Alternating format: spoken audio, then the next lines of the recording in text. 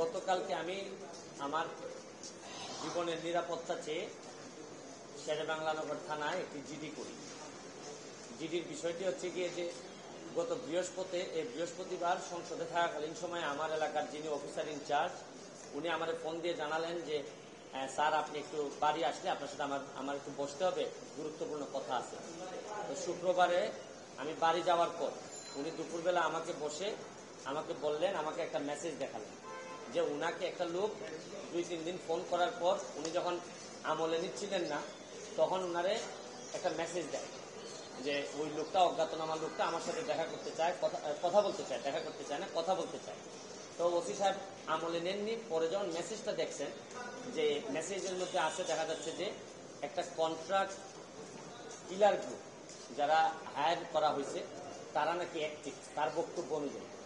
তো ওসি সাহেব আমারে উনার ফোন দিয়ে ওই অজ্ঞাতনামা ব্যক্তির সাথে ফোনে ধরাই দিল।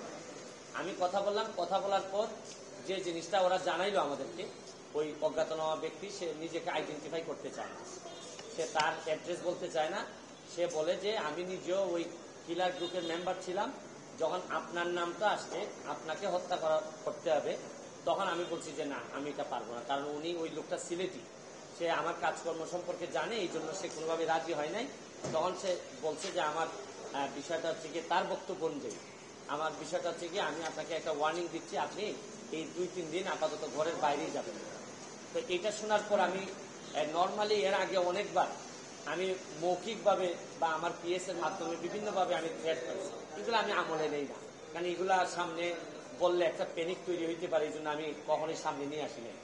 এইবার যখন আমার এলাকার ওসি সাহেবের মাধ্যমে আসছে তখন আমার কাছে মনে হয়েছে যে মানুষ যখন কখনো কোনো ওসিরে নর্মালি তো কেউ ফোনই দেয় না, তার উপর যখন সে এইরকম একটা মেসেজ দিচ্ছে তখন আমার মনে হয়েছে, আমার এখন মনে হয়েছে যে সিরিয়াসলি একটা পটেনশিয়াল থ্রেট, আমার এটা অবশ্যই আমলে নিতে হবে। তো এই জন্য আমি ওই দিন পরের দিন সকালেই আমি ঢাকা চলে আসি, সংসদ ভবনে চলে আসি। এসে আমি এর ভিতরে আমি পুলিশের ঊর্ধ্বতন কর্মকর্তা যারা আছেন তাদের সাথে আমি কথা বলি। তো এরপরে আমি জিডিটা আমি গতকালকে করছি। কিন্তু আমার যে জায়গাটাতে প্রশ্ন হচ্ছে, দেখেন আমি একজন মেম্বার অফ পার্লামেন্ট, পুলিশ যখন আমার এলাকার ওসি সাহেব যখন জানলেন কোন একটা মারফতে যে আমার একটা লাইফ রিস্ক আছে, তখনই কিন্তু উচিত ছিল যে উনি এসপি সাহেবের সাথে আলাপ করবেন, ডিআইজি সাহেবের সাথে আলাপ করবেন, এটা কি আসলেই থ্রেট নাকি না কেউ বোগাস নাকি না কিছু, এটা তো আমার কাছে আসার আগেই এদের তদন্ত করে ফেলা উচিত ছিল। মানে আমাকে জিডি করতে হলো কেন? প্রশ্নটা হচ্ছে গিয়ে যে আমার থ্রেটটা তো আমি জানি না, জানছে প্রথমে ওসি সাহেব, ওসি সাহেবের পরে এটা এসপি ডিআইজি উনাদের কাছে যাবে। আমি জানার আগে ওনারা আমাকে প্রোটেকশন দিবেন, আমাকে পরে জানাবেন যে এই থ্রেটটা যেটা ছিল এটা রিয়েল অথবা ফেক। উনারা আমাকে বলছেন, ওসি সাহেবের যতটুকু ব্রেইনে ধরছে উনি ধরছেন, আমাকে বলছেন, আমাকে জিডি করতে হয়েছে, আর আমার নিরাপত্তা তেমন আমার নিজেরই দিতে হইতেছে। এবং রাষ্ট্রযন্ত্র, আমি এটা বুঝলাম না যে এই রাষ্ট্রযন্ত্র আসলে কি আদৌ আমার বাঁচায় রাখতে চায় কিনা।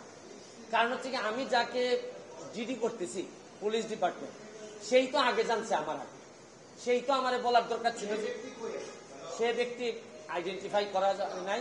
পুলিশ মারফত কখনো শুনলাম যে ওনারা নাকি ট্রেকিং করে, কখনো বলছেন যে পাহাড়তলি চট্টগ্রামের, তারপরে কখনো বলতেছেন তার বাড়ি এই বড়লেখা বা সিলেটের কোন জায়গায় যেন।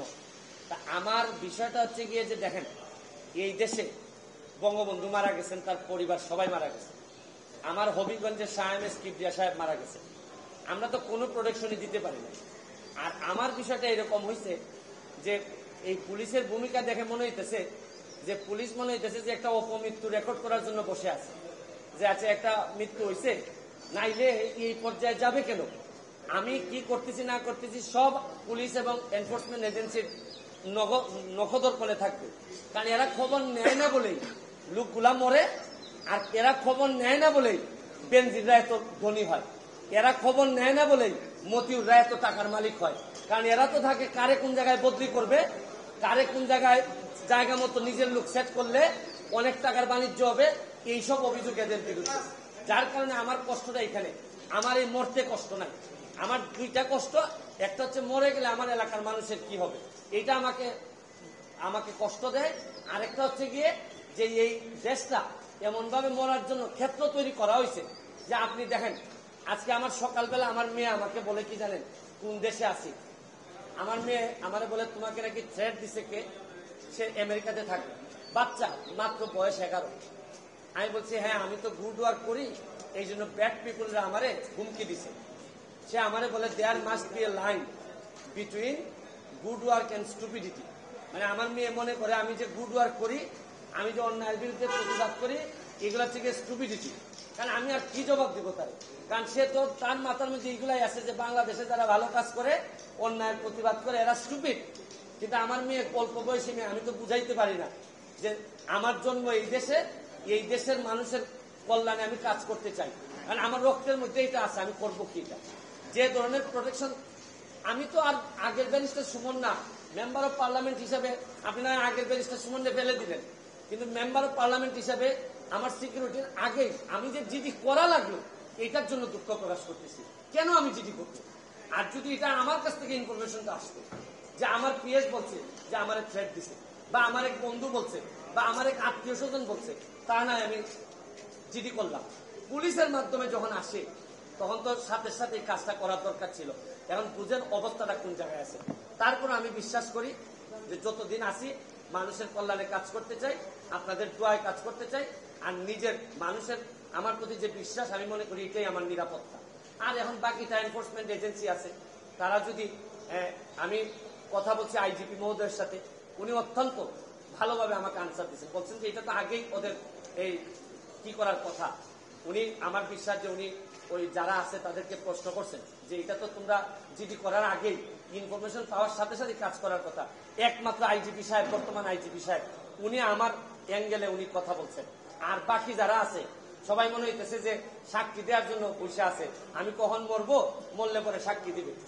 আমার এলাকাটা কিভাবে চলছে বুঝেন না আপনারা, যে কারে কোন জায়গায় সেট আপ করবে, এইভাবেই চলছে।